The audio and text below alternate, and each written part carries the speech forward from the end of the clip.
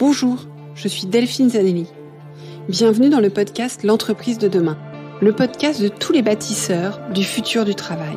Celles et ceux qui le vivent, le créent, le questionnent et chaque jour le réinventent.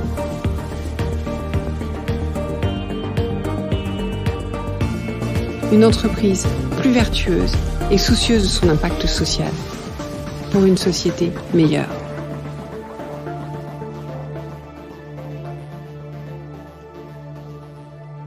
Bonjour, bienvenue dans ce nouvel épisode. J'ai souhaité profiter de la Journée internationale des droits de la femme, qui a eu lieu cette semaine, pour aborder un sujet que j'aborde régulièrement sur ce podcast, mais pas forcément par l'intermédiaire du genre. C'est celui de l'importance de la diversité dans l'entreprise de demain et donc d'aujourd'hui. La diversité, elle est essentielle pour l'entreprise en tant qu'acteur social, elle l'est également pour sa performance. Ça peut paraître une lapalissade ou un faux argument, que nenni. Dans un environnement complexe et aux mutations très rapides dans lequel opèrent les entreprises aujourd'hui, les dirigeants ne peuvent plus agir seuls. Ils ont besoin de mettre à contribution et de stimuler l'intelligence collective. Une des clés de succès, donc je disais, c'est bien la diversité. La diversité de parcours, de métiers, d'ancienneté, également de genre. Elle limite les biais et favorise l'émergence de solutions nouvelles. Bonne écoute!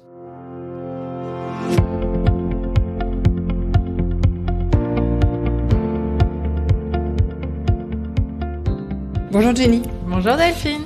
Merci d'être venue au micro du podcast. Je voulais aborder avec toi, pour cette semaine en fait, où on parle beaucoup des droits des femmes, je voulais parler d'un sujet extrêmement important en entreprise, qui est l'intelligence collective. Et c'est un sujet pour lequel la diversité est essentielle. C'est-à-dire qu'en fait, la diversité de métiers, d'ancienneté, d'origine, mais aussi de genre. C'est un sujet pour lequel les entreprises sont extrêmement conscientes de ce besoin. Et pour autant, les femmes, mais j'ai envie de te dire finalement ce qu'on va aborder aujourd'hui peut se prêter à plein d'autres personnes, ont du mal à prendre leur place dans ce process d'intelligence collective. Ont du mal à prendre leur place, à exprimer leur voix, mais aussi à prendre leur place, c'est-à-dire arriver à certains postes pour pouvoir participer à d'autres niveaux à ces process-là. Ouais. Donc, je voulais voir avec toi, moi, il y a des choses que j'ai constatées il y a déjà des années en étant impliquée dans les associations de promotion de la diversité dans les entreprises où je travaillais, mais je voudrais voir avec toi aujourd'hui, par rapport à tes clientes, ce que tu observes. Pour commencer, je vais te laisser te présenter en quelques minutes et puis après on reviendra sur le sujet. Oui, très bien. Alors je m'appelle Jenny Chamas et je suis la fondatrice et dirigeante de l'entreprise Coachapi, qui est notamment un organisme de formation certifié Calliope, dont la mission est d'accompagner les entreprises et leurs talents féminins à affirmer leur leadership en fait, à gagner en confiance, en performance et également en impact. Donc c'est vraiment ce que tu décris, c'est vraiment notre mission au quotidien. Et par ailleurs, moi je suis master coach certifié et pendant 10 ans, j'ai eu une carrière en entreprise, moi-même en tant que leader au sein de l'entreprise. Donc voilà pour moi. Qu'est-ce que je peux dire d'autre ? Je suis maman de 2 enfants aussi, voilà. Voilà pour la présentation. Et alors du coup, si on en revient à notre question, pour toi, quels sont aujourd'hui les points bloquants pour que les femmes prennent leur place dans l'entreprise et participent à cette intelligence collective dont on a vraiment besoin pour pouvoir inventer demain ? Ouais. Alors, je dirais qu'il y a 2 facteurs majeurs. Il y a déjà l'environnement des femmes, c'est-à-dire quand elles sont en entreprise, comment l'entreprise est-elle organisée, son système, les humains à l'intérieur de l'entreprise, et est-ce que ce système-là contribue à favoriser l'accession à des postes de direction des femmes. Ça, c'est un point. Et puis, il y a un deuxième point qui est également majeur, c'est en fait tous les freins potentiels internes aux femmes, des freins qu'elles ont internalisés parce que pour des raisons de biais sociaux et aussi parce que historiquement les femmes n'étaient, pas dans le monde de l'entreprise et encore moins à la direction des entreprises. Donc moi, ce que je connais vraiment très bien, c'est justement ce qui se passe chez les femmes, quels sont leurs freins internes. Et il y a une étude de l'IFOP qui est sortie en octobre 2021 qui a montré que les 2 freins majeurs de l'accession des femmes à des postes de cadres dirigeants sont avant tout le sentiment d'illégitimité. Donc elles ne se sentent pas légitimes pour postuler ou alors pour se battre pour obtenir les postes ou alors pour oser dire leurs idées. Et le deuxième frein, c'est le sentiment d'avoir à sacrifier leur vie personnelle en prenant un poste de cadre dirigeant. Et comme elles ne souhaitent pas sacrifier leur vie personnelle, du coup, avant même de pousser la porte, elles ne postulent pas. Donc, on a là 2 freins qui sont énormes et pour lesquels à la fois les femmes, dans un travail de développement de soi, de coaching, peuvent vraiment aller débloquer tout ça, parce qu'il y a beaucoup de... On a conscientisé que ça allait forcément être compliqué, mais aujourd'hui, il y a plein de femmes quand même qui sont à la tête d'entreprise ou qui sont à des postes de direction, et on voit que ça peut tout à fait marcher, et qu'en fait, ça permet vraiment aux entreprises de créer davantage de valeur, puisque tu le disais, la diversité est nécessaire. Donc on peut tout à fait dépasser ça, à la fois au niveau des femmes elles-mêmes qui vont travailler sur elles, et puis les entreprises qui vont aider cet accompagnement. C'est-à-dire qu'il suffit pas de dire on a des quotas et donc demain on veut 40% de femmes dans les codir et les comex. Dans l'idée, c'est super. Oui, ça va promouvoir la diversité, ça va aider. Mais il faut que les femmes y soient préparées, il faut qu'elles soient accompagnées à le faire, parce qu'on veut pas non plus perdre les talents, que ça se passe pas comme il faut. Et donc ça demande à ce que les entreprises prennent conscience de ces 2 freins, l'illégitimité et le sentiment de sacrifier la vie personnelle. On peut pas faire comme s'il n'existait pas. Et surtout dans le monde dans lequel on vit, ça ne sera pas utile que pour les femmes. Mais c'est clair. Alors, tu parles d'illégitimité pour les cadres dirigeants, d'accéder à des postes de cadre dirigeante, mais l'illégitimité, moi, je la vois à tous les niveaux, puisqu'en fait, c'est aussi, comme je disais, prendre part, donner son point de vue, etc. Oui. Cette problématique de syndrome de l'imposteur. Oui. Quelles sont les techniques pour le lever? Ouais. Alors, je dirais, déjà, il faut savoir que plus de 70% de la population ressent à un moment donné le syndrome de l'imposteur, et pas que les femmes. Donc déjà, c'est important à savoir. Et pour coacher énormément de femmes leaders qui ont fait plein de choses dans leur carrière, pour avoir interviewé pas mal de dirigeantes, il est quand même hyper intéressant de constater que, en grande majorité, elles disent avoir le syndrome de l'imposteur. Autrement dit, c'est pas parce que on ressent l'illégitimité qu'on va nécessairement ne rien faire et s'arrêter. Donc, il n'y a pas un bouton magique sur lequel on appuie et tout à coup l'illégitimité part et ça y est, on peut faire carrière, d'accord? Donc, il faut vraiment remettre les choses à leur place. En revanche, prendre conscience d'où vient cette illégitimité. Donc, on a des biais sociaux et culturels, l'image de la femme. On a aussi ce côté perfectionniste. On veut tout faire parfaitement et si c'est pas parfait, du coup, c'est illégitime. Donc, tout le travail, il est de naviguer en sachant que je sais qu'à un moment donné, je vais ressentir l'illégitimité parce que ce sujet est nouveau, parce que ce poste est nouveau, parce que intervenir au COMEX et partager mes idées, c'est nouveau. Et en même temps, en sachant que ça va venir, se préparer à finalement ne pas écouter ce bruit de fond et se concentrer vraiment sur sa mission et sur les idées qu'on a à partager. Et donc, en fait, à un moment, c'est d'oser, c'est d'avoir le courage d'y aller quand même et de se dire que peut-être que oui, alors peut-être qu'on va rougir, peut-être qu'on va avoir la voix qui tremble, peut-être qu'on va dire une bourde, qui sait. Mais en fait, je veux dire, personne n'a la science infuse dans le COMEX, d'accord? Tout le monde est humain. Et donc, finalement, on ajoute juste une humanité de plus et une opinion de plus. Et ça, c'est un travail de fond, c'est-à-dire que ça fait du bien de l'entendre, mais c'est vraiment ce qu'on va travailler en coaching, notamment nous chez Coach Happy, c'est-à-dire que on va accompagner les femmes sur plusieurs mois et à l'aune de chaque expérience qu'elles vont vivre dans ces situations où elles se sentent illégitimes, revoir la situation, qu'est-ce qui a bloqué, pourquoi, comment on peut faire la prochaine fois pour pas que ça bloque. Et plus on le met en pratique, et en fait, et plus ça devient complètement naturel. Oui, comme beaucoup de choses, c'est une question d'entraînement. Exactement. Une autre chose que j'ai remarqué qui fonctionne pas mal, en tout cas qui fonctionne pour moi, donc il y a l'entraînement, il y a la légitimité, on l'a dans l'action, ça c'est une certitude.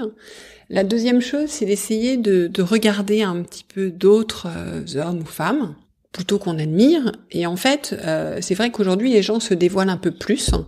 Et du coup, regarder quand est-ce ce qu'ils ont fait. Finalement, c'était peut-être pas si dingue. Finalement, est-ce que je suis vraiment inférieure? Et en fait, ça amène à se rendre compte, en fait, que finalement, mais dans ce que j'ai fait, voilà. Et regarder aussi beaucoup ce qu'on a fait. C'est-à-dire se dire à quel moment j'ai fait, ça a apporté. Et prendre aussi la confiance dans la lecture de nos événements passés, de ce qu'on a eu la capacité à faire, en fait. Ouais, donc vraiment, ces deux regards. Et je voulais revenir sur l'autre point qui est très important pour moi, c'est l'équilibre vie pro, vie perso. Oui. Alors, je sais que c'est un sujet qui tient à cœur. C'est un sujet, parfois, j'avoue que personnellement, j'ai tendance à dire que j'ai du mal à me dissocier du pro et du perso. Et pas parce que je suis chef d'entreprise aujourd'hui, c'était déjà le cas quand j'étais salariée, parce qu'en fait, je suis entière. Donc, l'idée, c'était plutôt d'être bien avec moi-même. Néanmoins, ça reste un sujet important, un sujet sur lequel aujourd'hui, on nous impose beaucoup de schémas de pensée. Et je sais que ça, c'est un sujet aussi sur lequel tu travailles. On nous impose beaucoup de schémas de pensée en nous expliquant que, voilà, grosso modo, si on travaille trop, si on n'est pas capable d'être complètement nomade, d'être complètement etc., on est un peu has-been. Donc je trouve qu'on va pas trop dans le sens de nous aider à trouver notre propre équilibre. Donc j'aimerais t'entendre sur le sujet, s'il te plaît. Oui. Alors déjà, j'aime beaucoup l'idée que tu as partagée en disant j'ai du mal à faire la part entre la vie pro et la vie perso parce que finalement je suis entière, je suis une seule personne. Je crois que déjà c'est la base de tout. C'est-à-dire que bon, on utilise communément équilibre vie pro, vie perso parce que tout le monde comprend ce que ça veut dire, mais en réalité, surtout dans une société ultra connectée où on peut travailler à distance, etc., c'est simplement l'équilibre de vie en fait dont on parle. Et je crois qu'il y a une chose à comprendre, c'est que il est différent pour chacun d'entre nous.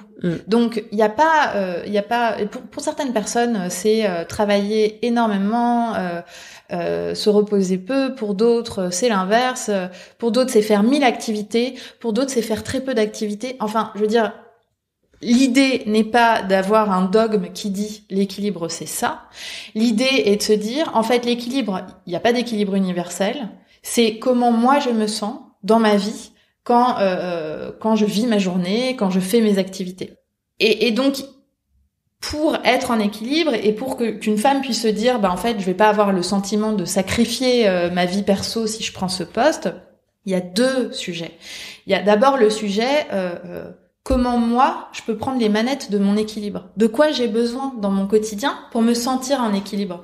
Est-ce que c'est prendre le temps un peu le matin et d'avoir un moment pour moi avant de commencer les réunions de la journée? Est-ce que c'est, je sais pas moi, déléguer cette partie-là parce qu'en fait je réalise que ça me prend trop de temps et finalement c'est pas là où j'ai le plus de valeur? Est-ce que c'est, je sais pas moi, avoir un adjoint parce que je me rends compte que en fait je suis je manage en direct 40 personnes et qu'en fait c'est pas faisable. Enfin, on peut tout imaginer. L'équilibre, c'est vraiment une réflexion interne. Et puis après, évidemment, dans le monde du travail, c'est aussi un accompagnement des entreprises qui doivent quelque part être conscients de quelle est la vie aujourd'hui. Donc par exemple, si on prend la vie familiale, pendant très longtemps la vie familiale, c'était la femme qui s'en occupait, parce qu'évidemment, à l'époque, elle n'investissait pas le champ du travail. Donc c'était très logique. Aujourd'hui, si on veut des femmes dirigeantes, il faut aussi accepter que ça va pas être exactement comme avant. Peut-être que les hommes vont avoir besoin de plus de temps en temps à la maison. Peut-être qu'il faut organiser un peu les choses différemment, ne plus faire les gros yeux quand une femme décide de partir à 17h30 du bureau. Peut-être que c'est pas un problème en fait, et que ce qui nuit à la performance, c'est pas cette heure-là travaillée en plus, c'est plutôt la façon dont elle se sent au quotidien et est-ce qu'elle a le sentiment de pouvoir vraiment investir les différents champs de sa vie. Mais ça vaut pour les femmes, mais ça vaut pour les hommes aussi. Finalement. Oui, ça vaut pour tout le monde. Ça vaut pour tout le monde. Et par rapport à tout ce que tu as évoqué, il y a beaucoup de stéréotypes. Donc, la femme qui partir plus tôt. Alors, bon, l'avantage, je pense que quand même, ce qu'on a traversé au niveau du travail a un petit peu fait évoluer ces stéréotypes, mais il en reste quand même des forts. Comment est-ce qu'on peut agir contre ces stéréotypes? D'abord pour soi-même, parce que, je veux dire, ils reviennent... Déjà, c'est de savoir qu'on a ces stéréotypes là dans la tête. Moi, combien de fois j'ai coaché des femmes à qui je disais, là, il faut peut-être que tu lèves juste un peu le pied le soir pour que tu puisses prendre du recul, parce que quand on est cadre dirigeant en l'occurrence, on a besoin de beaucoup de recul. Je veux dire, on peut pas tout le temps être à éteindre des feux dans l'opérationnel. Il faut aussi avoir de la hauteur. Ça nécessite du temps. Si on n'a pas ça, on peut pas. Donc j'ai coaché pas mal de fois des femmes sur ce sujet-là. Il y a un moment, c'est avoir le courage de le faire, parce que quand on est leader, on montre l'exemple. Alors quel exemple on montre à ses équipes quand on dit moi je raccroche, j'ai besoin de faire ci, ça, et demain j'arrive, je suis super fraîche. Il y a un moment du courage à avoir en tant qu'individu, et du courage à avoir en tant que système et en tant qu'entreprise, c'est-à-dire aussi croire en ses salariés et les accompagner et structurer les choses pour que ce soit possible et pour que ça aille vers plus de performance, et non pas se dire parce que les gens ont plus d'équilibre alors ça va être open bar pour tout et n'importe quoi. Non, au contraire, il faut voir que ça va apporter plus de performance dans le boulot, parce qu'aussi plus de joie de vivre. Alors du coup, par rapport à ce que peut faire l'entreprise, tu me fais penser à quelque chose, c'est que il y a effectivement, c'est pas juste donner du temps ou apporter des cours de yoga ou je ne sais quoi pour être plus équilibré. C'est aussi aider les collaborateurs et les collaboratrices à s'organiser, à améliorer leur productivité, à être plus efficaces, à refuser les réunions, aider à revoir les process de réunion. Parce que souvent, je trouve qu'il y a un raccourci qui est pris en mettant un cours de yoga, comme ça tout le monde se relaxe. Mais en fait, finalement, si on n'est pas productif, on se relaxe pas parce qu'on a la to-do list qui est toujours là. Tout à fait. Et c'est un pan extrêmement important que tu soulignes. C'est vraiment apprendre à se poser la question, qu'est-ce qui est vraiment important et à quoi vraiment je dois consacrer du temps pour atteindre l'objectif fixé. Donc ça veut peut-être vouloir dire que les réunions, on en fait 2 fois moins et elles durent 2 fois moins de temps. Et il y a un sujet précis et on en sort à la fin, c'est fini.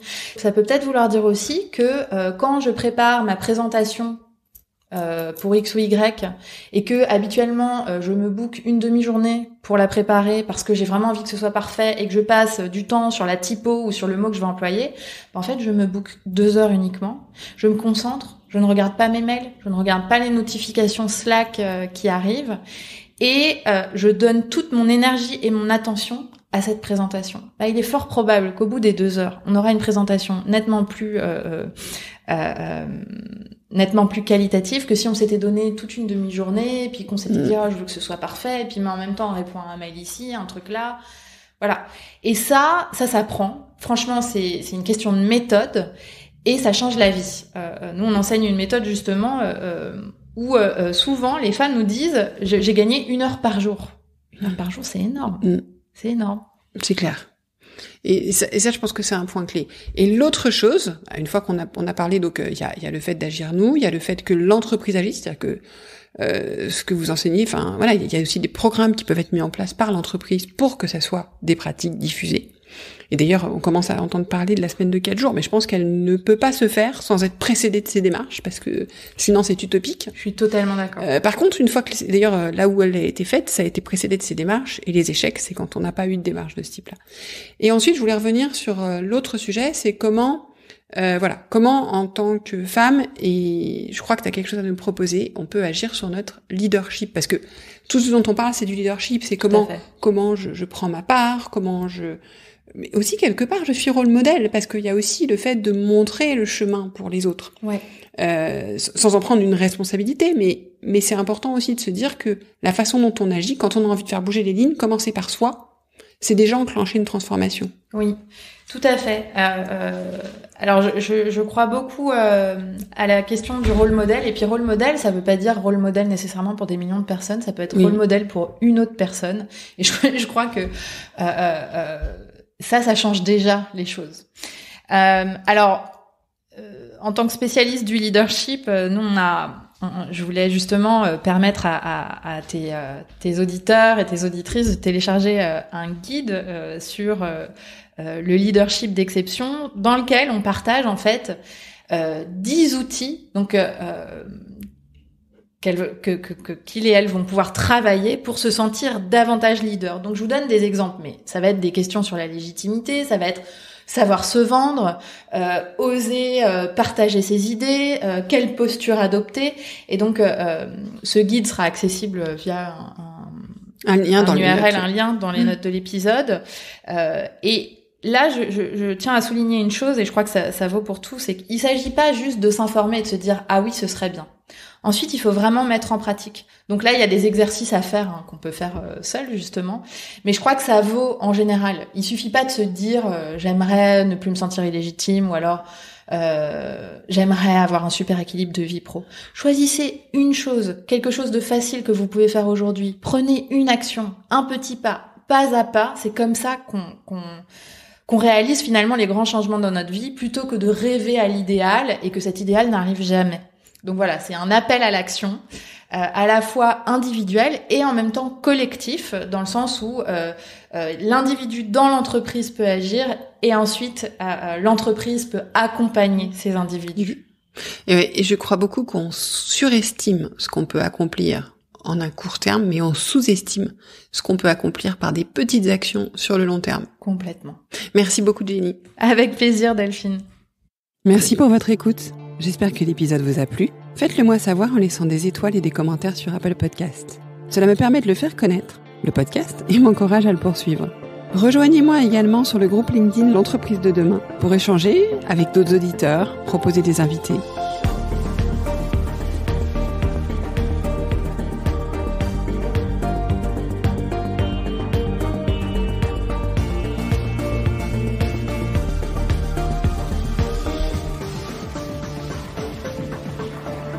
Je vous donne rendez-vous jeudi prochain pour un nouvel épisode.